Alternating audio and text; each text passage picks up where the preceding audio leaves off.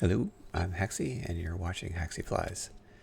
A spot in the schedule opened up today last minute, so I decided to take advantage. I'm only going to get about an hour or so in the air, so I think I'll do some pattern work.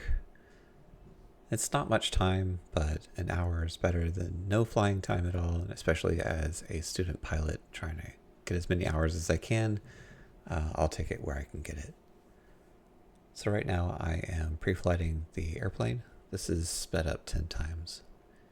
Everything in aviation is a checklist, and the pre-flight checklist is a long one.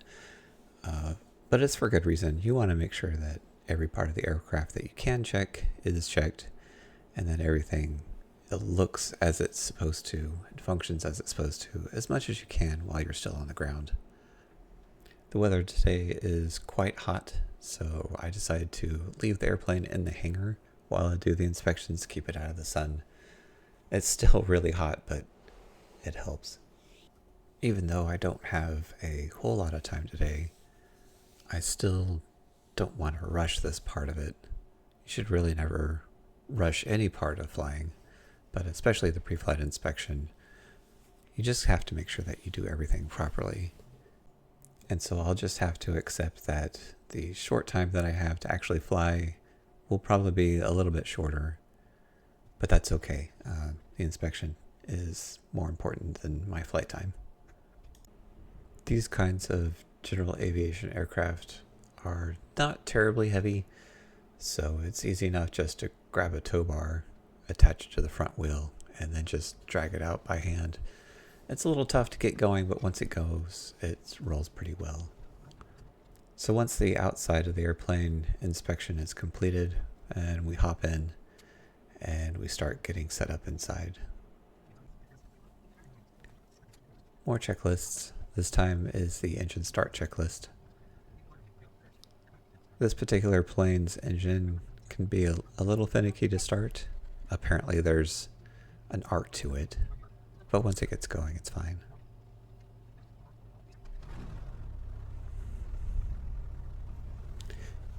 Even after the engine starts, there's still more checklists to do. So here I'm also tuning into the local weather station that's broadcast by the airport, adjusting things in the plane, and making notes of some things that I'll need later on.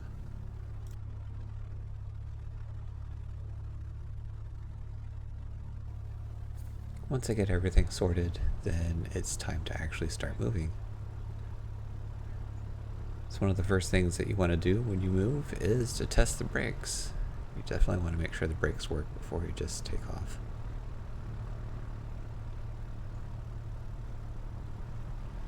Yep, brakes work.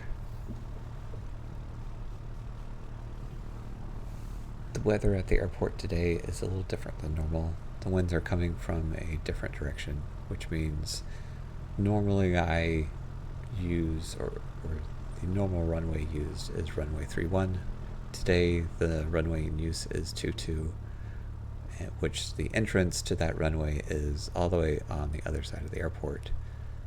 But to get there, I go out a different way than I had before.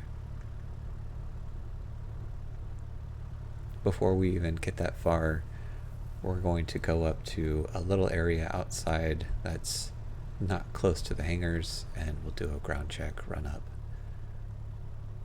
You'll see this here in a minute, but we run the engine up about 75% power, and you don't really want to do that around the hangars if you can avoid doing that. It's loud and it's disruptive, so it's good to do that out in the open, and it also allows me to turn the airplane into the wind. When you run the engine up so high, the air-cooled engine here, you really want to give it every chance it can have to stay cool. Normally airplanes travel pretty quickly, so air into the engine, not a big deal, but when you're on the ground at 75% power while you're testing things out, you definitely want to make sure that the engine doesn't overheat during that time. There are markings on the ground over here as if airplanes could be tied down instead of in hangars, but I guess there aren't that many airplanes at this airport. Okay, so more checklists. I don't really like having the engine at 75% power for too long, so I review the checklist first, even though I pretty much know it by heart. And then I run up the engine like I am here.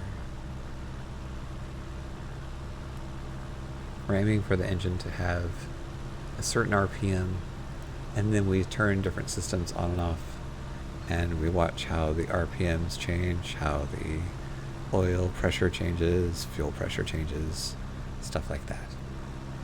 And it just basically confirms that the different systems that help the engine actually run are indeed running.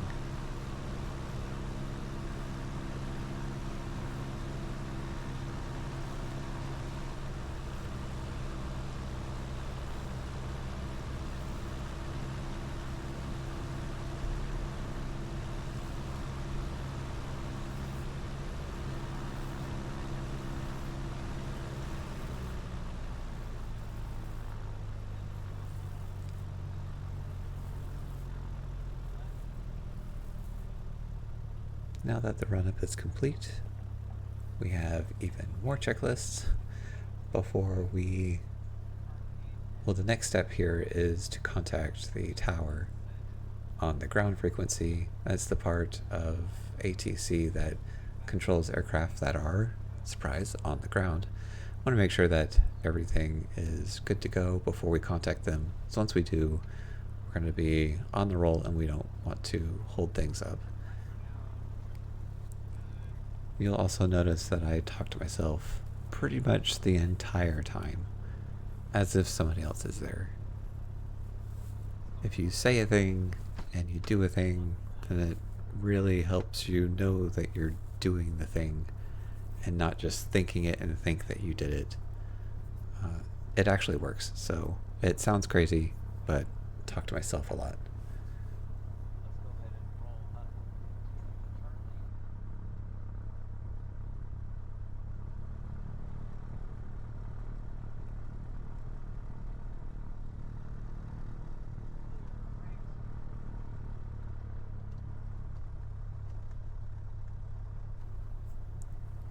So now all those checks are complete and we run the aircraft, or we taxi the aircraft right up before this line.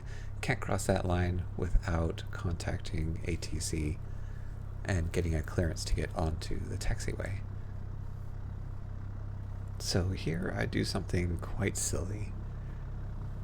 Most airplanes are equipped with more than one radio, usually 2 radios, which is always a good thing in aviation. If you have 2 of something and one breaks, then you can always use the other. In this case, the smart thing to do is to tune the radio you aren't using to a frequency called GUARD. It's 121.5. Anybody in aviation ought to know that frequency. Basically, if you have an emergency or something's wrong, then you can transmit on that frequency. It's called GUARD, and you can declare your emergency, and hopefully somebody around is listening. So before I even taxied out, I switched the second radio of this airplane to GUARD, and now I'm here trying to contact ground, and I had the second radio turned on. In other words, I was transmitting out of that radio, so calling the ground on GUARD. The controller was kind enough, just let me know I was transmitting on GUARD. So then I retransmitted on the ground frequency, he gave me my clearance, and off we go. This is quite a long taxi with not really a whole lot going on, so I'll just speed up through this footage. So now I know to always check the frequency before I transmit the first time. When I said this runway was on the other side of the airport, I meant it was on the other side of the airport. So this took a while to get up here. So once I'm here, I'm doing a few more checklists. And when that gets done, then we'll call up the tower, get our takeoff clearance, and then be on our way.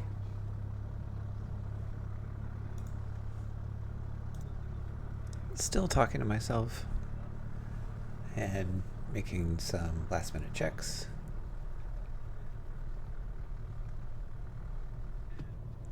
Always keep an eye outside. Just because the controller clears you to go a certain way or clears you to land, clears you to take off, whatever, doesn't mean that it's actually clear. It should be, and 99% of the time it will be, but it's that 1% of the time that you're glad you checked yourself. So even as we apply takeoff power and we start speeding up, still more checklists, checking everything. Want to make sure everything is checked out before we actually rotate. There we go. It's a little bumpy today, but that's okay.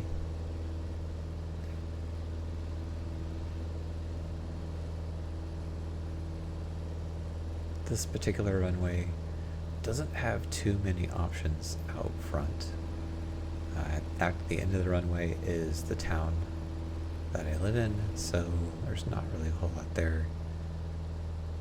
Definitely keeping extra vigilant on what my options would be should the engine suddenly stop on me. My routine here is 500 feet above the ground, then we turn off the landing lights like that, and then we start making our turn. This is left-handed traffic, so when you're doing touch and goes, you're going to make a box pattern around the runway, where the runway is one of the legs of the boxes, and a left-handed traffic pattern is all left turns around that box. And each side of that box has a name, and that helps pilots and controllers and all the guys involved understand what you mean when you say you're left downwind for runway 22. And incidentally, this turn I'm making right now is going to put me on left downwind for runway 22. By this time, I'm also at traffic pattern altitude, typically 1,000 feet above the ground, for something like a piston engine airplane like this one. So we'll pull the power back, level off, and then start our checklist for coming back down. By this time, ATC will be calling me up, letting me know if I'm cleared to land or cleared for the option, as they say. The option basically gives me the option to do any number of things.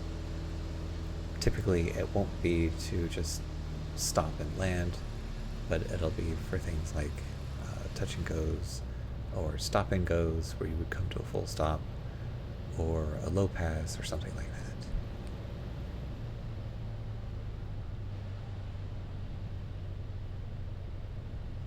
So now that we've gotten the plane up 1,000 feet in the air and around the runway, we pull the power back and we get ready to come back down.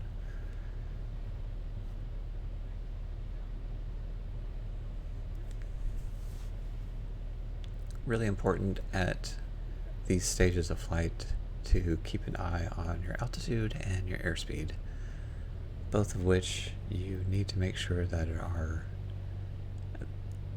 within certain parameters. You want to make sure that your height is where you expect it to be and your speed is where you expect it to be. Too fast and it'll make it difficult to land, and too slow, well, you might not make it to the runway. So very important to keep an eye on your speed the entire time around, or the entire time that you're going around in the pattern.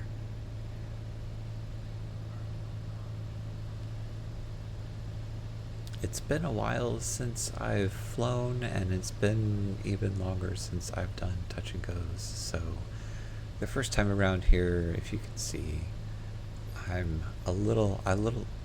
overshot the final approach here just a little bit. So correcting that, just coming over to the left a little bit. But once I'm lined up, then I reach down and give myself an extra set of flaps. Flaps help slow the airplane down without compromising its lifting capability. So you're essentially extending the surface area of the wing.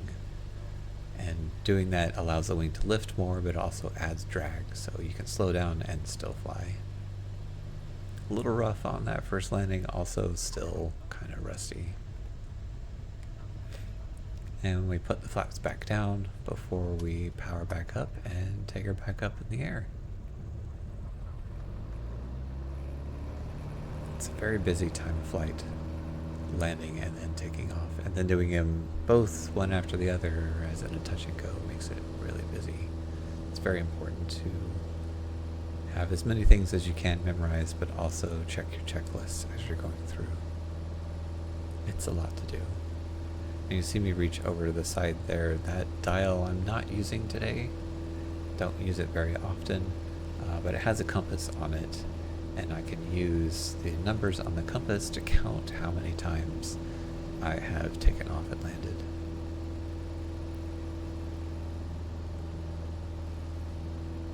So as before, once again, once we are 500 feet in the air, we turn the landing lights off and then start making our turn in the pattern.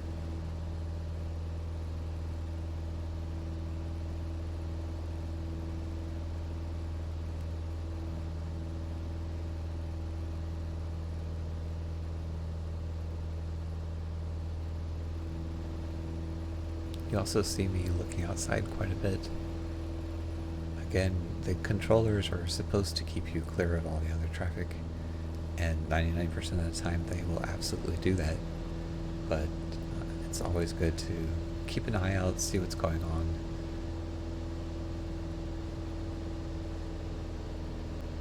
It also helps me position the aircraft to make sure I'm turning in the correct direction. I'm looking back and seeing the runway behind me, so I can see if the runway is at a 90 degree from me or if I'm parallel with the runway, then I know I'm facing the right direction. The aircraft does have two compasses actually right in front of me, and I can use those compasses to do the same thing, but looking outside also affords me the opportunity to take a look around the airfield and the area and keep situational awareness.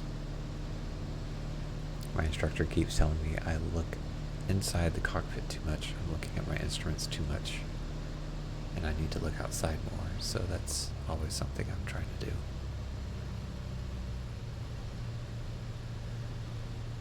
So here we're back up at pattern altitude, pulling the power back, running through more checklists. One of the things I think I want to improve after watching this is the way that I apply the flaps. So in most aircraft, this one's different.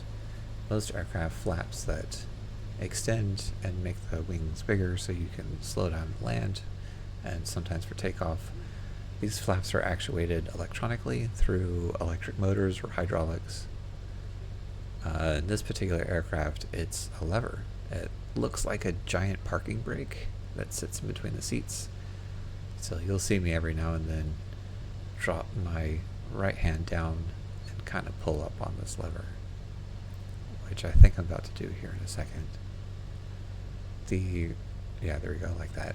The way that I don't like doing that is I think I'm pulling back on it too quickly. It doesn't really hurt the airplane. It can certainly handle it. I think it may make it a little bit uncomfortable for passengers. Probably not as uncomfortable as this turbulence, but I could pull out the flaps a little bit slower. I think my reflex to pull them faster is because during this phase of flight, you really want to keep your hand on the throttle. So one thing that a lot of people, I think, don't really think about when they think about things like flying cars, adding the extra dimension of travel is not just one extra dimension of travel. So the airplane has the yoke, you can clearly see the yoke, turning it back and forth to try and stay centerline on the runway. Yeah, I can also pull the yoke towards me or push it down, which will change the pitch of the aircraft. The nose will go up or down. And like here, I'm pulling it back to keep the nose up and trying to make this landing as smooth as possible. Didn't really work too well, but we made it on the ground. There's also pedals on the ground. The pedals, not like in a car, it doesn't stop and go. The pedals are for the rudder, and it makes you go left and right, which is why you can see planes taxi without touching the yoke at all. When you're on the ground, you're really only going left and right. So then the other axis of control that you would have is the throttle, changing the power that the engine has, and thus the amount of thrust that the airplane is producing to go forward or slow down. So I have one hand for 2 dimensions, I have my feet for a 3rd dimension, and I have my other hand on the throttle for yet another dimension. It's a lot that's going on that you just don't have to worry about when you're in a car.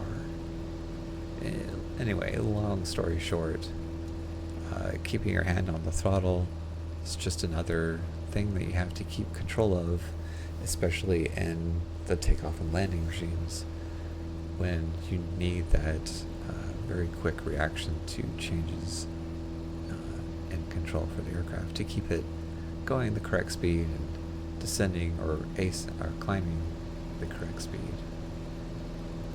Back to what I was saying before about keeping an eye outside. You'll see this once I come around and cross over the runway. There's another airplane that I'm hearing over the radio that's getting clearance to taxi out to the runway. And they're working, or I should say the controller is working with that particular airplane to get an idea for timing. So now the controller has to try and figure out what to do here. Now this is not a busy airport by any means, and controllers at airports like O'Hare or LAX, this is nothing for them. But even still, this controller is having to balance where I'm at in the pattern, how long am I going to take to come around and land, where this, I believe it is a Citation, it's a Cessna Citation, it's like a business jet, where this guy is on his checklist and getting ready to take off, and if he's going to be ready to take off, and so the controller has to decide, do I land first or does he take off first? And there's different considerations around both of those decisions. So in this particular case, the controller has the Citation jet wait for me to land, which I guess is nice for me. If he had the jet go before me, then I would just, they call it extending the downwind, I would just keep going down the opposite direction of the runway until there was enough room between us before I would turn around and come back down towards the runway. It's very different than something like driving a car where you just have traffic signs and then everybody's just supposed to know what to do. It's not a good thing when aircraft come that close towards each other, especially on a runway. So runways, there's special rules. Only one aircraft is supposed to be on or around a runway at any given time, with just a few exceptions. So now this jet is just hanging off. You'll see it here if you can, off to the right side of the runway, and he's waiting for me to land. And I always love landing with an audience. There's pilots that fly jets like this have a lot more time than I do. Of course, everybody, was where I'm at right now at some point, or at least I should say every pilot is. But either way, I still get to land with an audience. And not too well, but I'm working on that.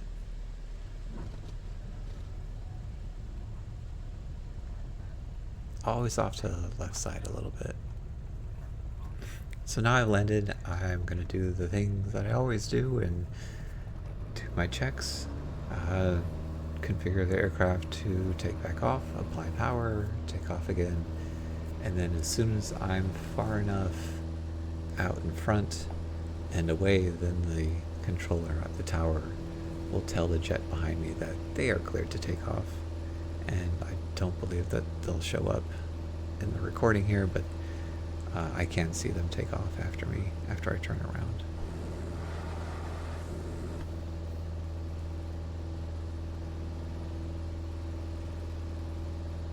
So nice to see those kind of operations. I think I'm fairly lucky at this, or in this regard. I have a towered airport that I get to practice at, but the airport itself is just not very busy at all. It's actually quite rare to have more than 2 or 3 planes around the airport operating at any given time. I think that's only happened to me a couple times now. I get it. I don't have that many hours to begin with, but it hasn't happened that much. Versus something like any kind of busier airport would have a lot more traffic. So I get all the experience of interacting with operators, talking on the radio, without a whole lot of stress of I got 10 planes behind me waiting on me to figure out how to do this. So I think it's a relatively nice experience to have. And I mentioned before at the start I didn't have too much time in the air. This opening in the schedule opened up last minute, so I went ahead and took it. This is going to be my last turn in the pattern. So at this point I'm telling the tower that I am ready to go in and do my final landing. And then I will taxi back in, shut the airplane down, and get it ready for the next person to take it up.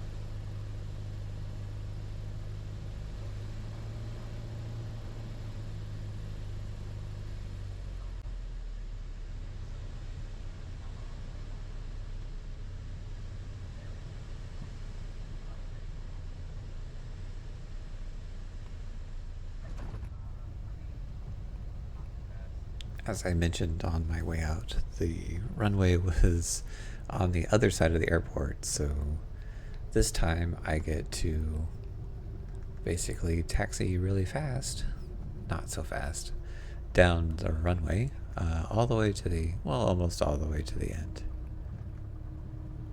There is a concept that you can request to the tower, basically a landing log on the runway, so normally when you land, you aim to land somewhere near the beginning of the runway, and that gives you the entire runway's length to slow down. Well, this airport can accommodate some very large jets, much larger than this little plane. And so I just don't need nearly as much time to slow down as these jets do. So one of the things I can do is land long. And basically I aim for something towards the end of the runway, and then that would shorten this journey down towards the end to where I actually need to get off of the runway. Sometimes that's okay to do, sometimes the controllers won't let you do it. For me as a student, I'm just not going to do that. I'll stick with doing it the way that I know how to do it, and stick with that until I get a lot more comfortable with the stopping distance and everything that I need to do with that. It's just not really necessary at an airport like this, where it's just not that busy. And I imagine if the airport was a whole lot busier, the controller could have told me to get off the runway a lot sooner, and I could have just used the taxiways to get to essentially where I'm at right now. So one of the other things to that I do is once I land and I'm on the runway, I don't do anything until I'm off of that runway. So you saw me stop there for a minute and check out my checklists. Yes, more checklists. There are a few things that we need to do. We call it cleaning up the aircraft. We're basically taking it out of a landing configuration, pulling the flaps back up, turning the carb heat off, things like that. And then we can, from there, we can taxi the aircraft back to the hangars. Now here I'm also doing something that I quickly correct myself, trying to look around to open up the windows. It's hot. It is really hot. So any kind of extra air into the cabin I can get would be great. But instead of just reaching for the doors and opening it, we're going to go ahead and stop the aircraft first. Even though the door won't stay open because the prop wash is going to blow wind over the aircraft and keep the door closed. It's still open a little bit, so it's better than nothing. But the important thing here is to stop before doing anything that would distract your attention from taxiing the aircraft. Once the door's open, we can keep taxiing it. There's no rules here about just stopping in the middle of a taxiway. That's perfectly legal. You may not want to do that if there's a whole bunch of planes behind you trying to get from one place to the other.